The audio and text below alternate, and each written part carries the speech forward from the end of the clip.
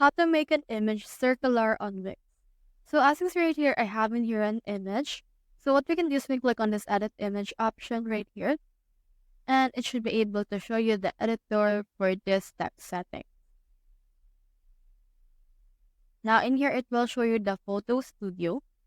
So for this photo studio, you can adjust, you can add filters, you can erase some objects, and you can also use AI as well as regenerate, add background, and a lot more.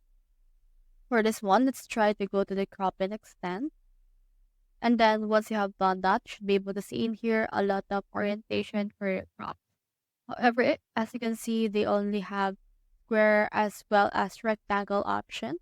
So if you want, you can head over and then use other options that they have available. For this one, let's use in here the AI image editor. And then let's describe right here something like make this image circle.